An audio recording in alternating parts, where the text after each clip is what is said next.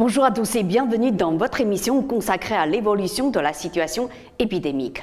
Aujourd'hui, nous allons rappeler l'essentiel de ce qu'il faut retenir de la conférence de presse que Jean-Michel Blanquer a tenue le 26 août au ministère de l'Éducation nationale par rapport à la lutte contre la crise sanitaire.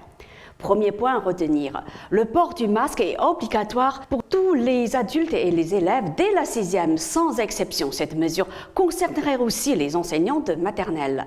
Le ministère envisageait initialement des exceptions à ce port du masque, mais a préféré les abandonner pour plus de clarté. Ces masques ne seront pas distribués gratuitement à tous les élèves, mais le ministre a évoqué la possibilité de mettre à disposition un stock de masques pour les élèves qui auraient des difficultés à s'en procurer. Donc, aucun élève ne se trouvera exclu de l'école ou en situation de ne pas pouvoir entrer parce qu'il ou elle n'aurait pas de masque.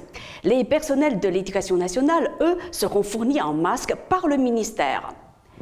Deuxième point à retenir, le protocole sanitaire n'a pas vocation à varier dans l'année. Si le protocole sanitaire a été élaboré en juillet, avant le rebond épidémique, il n'a pas vocation dans ses grands principes à varier car il prévoit toutes les situations comme une circulation plus active du virus.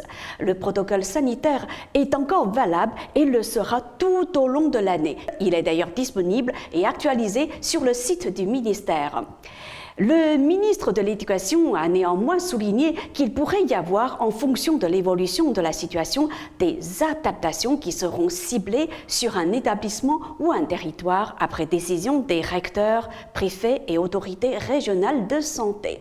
Et s'il devait y avoir des mesures hybrides, un enseignement à distance conjugué à un enseignement physique ou de confinement, nous nous tenons prêts, a-t-il assuré. Mais pour cette rentrée, nous n'en sommes pas là.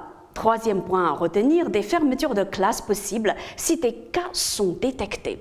Si un enfant ou un membre du personnel est symptomatique, des tests seront réalisés afin de remonter la chaîne de contamination pour prendre des mesures d'isolement. Des tests aléatoires pourront aussi être faits.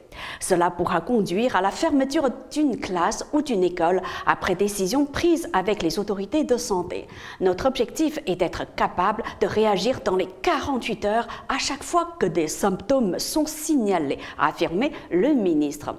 Le ministère compte sur les capacités d'adaptation de chaque territoire.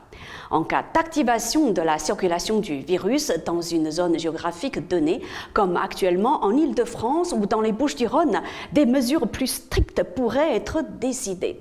S'il faut mettre de nouveau en place un enseignement hybride, mi-présentiel, mi-distanciel, comme après le confinement, nous y sommes prêts, a aussi assuré le ministre. Quatrième point à retenir, des moyens et des dispositifs supplémentaires pour le retour en classe. Il y a à l'occasion de la rentrée du travail à faire pour s'assurer qu'il n'y a pas eu des retards accumulés ou des inégalités qui se sont accentuées, a indiqué Jean-Michel Blanquer. Le ministère a décidé de créer 1600 postes pour cette nouvelle rentrée scolaire dans le premier degré pour avoir plus de moyens pour le soutien scolaire. Quant au secondaire, 1,5 million d'heures supplémentaires seront mobilisées. 2 territoires d'expérimentation 100% numérique dans l'Aisne et le Val d'Oise sont lancés pour la rentrée afin d'équiper l'ensemble des élèves et des professeurs en matériel électronique. Cinquième et dernier point à retenir, une indemnité de 450 € pour les directeurs et directrices d'école pour prendre en compte la surcharge de travail due à la crise sanitaire. Les directeurs d'école bénéficieront d'une indemnité de 450 € versée dès la fin de cette année. Par ailleurs, ils bénéficieront d'une meilleure autonomie et d'une réduction de leurs charges administratives. C'est la fin de cette émission. Merci à vous de l'avoir suivi. Bon week-end.